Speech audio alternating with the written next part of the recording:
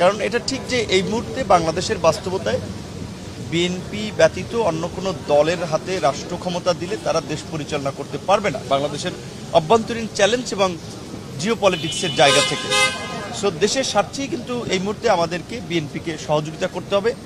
তো নির্বাচনে আমরা মিত্র দল হিসেবে আমরা গণ অধিকার এবং আমরা দেখেছি যে আমাদের আরও ভ্রাতৃপ্রতিম কিছু সংগঠন সমূহ যারা একসাথে আন্দোলন সংগ্রাম করেছি রাজনৈতিক দল, সেই সমস্ত জোটে বিএনপি আমাদেরকে আসন ছেড়ে দিয়েছে বা ওই আসনগুলোতে বিএনপি প্রার্থী দেয় নাই, কিন্তু কিছু কিছু আসনে বেশিরভাগ আসনেই বিএনপির স্থানীয় স্বতন্ত্র প্রার্থী দাঁড়িয়েছেন এবং সেটা আমাদেরকে বিব্রত করছে এবং এইটা আমাদের নির্বাচনে মাঠে একটা চ্যালেঞ্জও, সেটা আমরা যারা ভারপ্রাপ্ত চেয়ারম্যান জনাব তারেক রহমানকে জানিয়েছি এবং বহিষ্কার না করে তাদেরকে আলাপ আলোচনা সমঝোতার মাধ্যমে যদি প্রত্যাহার করানো যায় আমরা আমাদের সেই অভিব্যক্তি ব্যক্ত করেছি। কারণ যারা দাঁড়িয়েছেন তারা হয়তো দলের ডেডিকেশন আছে, মনোনয়ন প্রত্যাশী ছিলেন, তাদেরও একটা আবেগ আছে, সেটাকে আমরা সম্মান করি, কিন্তু আমাদের দিকটাও দেখতে হবে যে আমরাও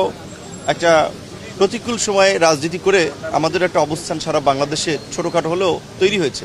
তো দেশ জাতির বৃহত্তর স্বার্থে কিন্তু আমরা মাত্র বলা চলে অল্প কিছু আসনে আমরা আসন সমঝোতা করেছি, সেখানে যদি আবার বিএনপির প্রার্থী থাকে এটা বিএনপির জন্য কিন্তু একটা ইমেজ সংকটের কারণ হয়ে দাঁড়ায় যে দলের শৃঙ্খলা বা নেতারা দলের কথা শুনছেন না। তো চেয়ারম্যান সাহেব আমাদেরকে আশ্বস্ত করেছেন যে বিশেষ করে আমাদের মিত্র সংগঠন সমূহের যেসব আসনে স্বতন্ত্র প্রার্থী আছে সেই সমস্ত প্রার্থীদেরকে ডেকে কথা বলবেন এবং তাদেরকে আমাদের সাথে কাজ করানোর নির্দেশনা দিবেন। পাশাপাশি আমরা নির্বাচনের মাঠে কী ধরনের চ্যালেঞ্জ তৈরি হতে পারে এবং নির্বাচন পরবর্তী রাজনীতিতে, কারণ হচ্ছে যে আগামীতে নির্বাচন হলেই দেশ সংকট থেকে উত্তরণ হবে সেটি ভাবার কোনো অবকাশ নাই। সেক্ষেত্রে এই যুগপৎ আন্দোলনের মধ্যে দিয়ে গড়ে ওঠা ঐক্যকে যেন উনি সুসংহত করেন, দলীয় নেতাকর্মী দলের বাইরেও যেন সমাজের বিভিন্ন শ্রেণী পেশার মানুষের কথা শোনেন, তাদেরকে নিয়েও মাঝে মাঝে বসেন। আমাদের পক্ষ থেকে এই প্রস্তাবটিও আমরা দিয়েছি। কারণ এটা ঠিক যে এই মুহূর্তে বাংলাদেশের বাস্তবতায় বিএনপি ব্যতীত অন্য কোনো দলের হাতে রাষ্ট্র ক্ষমতা দিলে তারা দেশ পরিচালনা করতে পারবে না বাংলাদেশের অভ্যন্তরীণ চ্যালেঞ্জ এবং জিও পলিটিক্সের জায়গা থেকে। সো দেশের স্বার্থেই কিন্তু এই মুহূর্তে আমাদেরকে বিএনপিকে সহযোগিতা করতে হবে, যেই কারণেই কিন্তু দলীয় স্বার্থের চেয়েও আমরা জাতীয় স্বার্থে বিএনপির সাথে আছি এবং বিএনপি যতদিন আমাদের এই মিত্র রাজনৈতিক দলসমূহ থেকে শুরু করে দেশের মানুষের কথা চিন্তা ভাবনা করে রাজনীতি করবেন, আমাদেরকে মূল্যায়ন করবেন, ডাকবেন, আমরা ততদিন তাদেরকে সহযোগিতা করতে চাই। কারণ এই বাংলাদেশের গত 5 দশকে আমরা দেখেছি যে বাংলাদেশের যেই জায়গাটিতে যাওয়ার কথা ছিল দুর্নীতি দুঃশাসনের কারণে সেই জায়গাটি যেতে পারে নাই। তো আমি মনে করি যে জনাব তারেক রহমানের একটা ঐতিহাসিক সুযোগ এসেছে, তার বাবার মতো, তার মায়ের মতো, তার বাবা যেমনিভাবে বাংলাদেশের একটা উত্তাল সময়ে পাল্টা কু সেই সময় যেমন বাংলাদেশকে নেতৃত্ব দিয়েছেন, বাংলাদেশকে ঘুরে দাঁড়াতে সহায়তা করেছেন, কাজ করেছেন, স্বাবলম্বী করেছেন, ঠিক একইভাবে তারও কিন্তু একটা ঐতিহাসিক সময় এবং সুযোগ তার জন্য এসেছে যে আগামীর বাংলাদেশের নেতৃত্ব দিয়ে গোটা জাতিকে ঐক্যবদ্ধ রাখা এবং বাংলাদেশের একটা স্বাধীন স্বতন্ত্র একটা পররাষ্ট্র নীতি গ্রহণ করা, বাংলাদেশের গণতন্ত্রের একটা প্রাতিষ্ঠানিক ভিত্তিকে শক্তিশালী করা।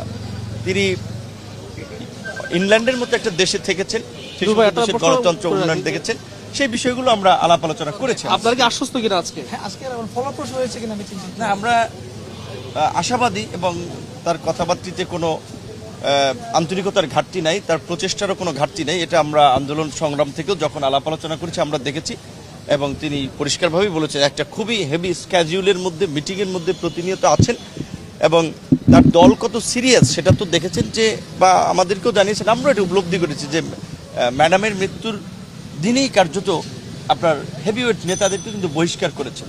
তো এরপরেও আরও যে জনের পদক্ষেপ নেওয়া দরকার তারা সেটা বিশেষ করে মিত্রদেরকে জেতানোর জন্য বা মিত্রদেরকে সহযোগিতা করার জন্য তারা নেবেন, এটা চেয়ারম্যান সাহেব, মহাসচিব সবাই আশ্বস্ত করেছেন এবং আমরা আশাবাদী।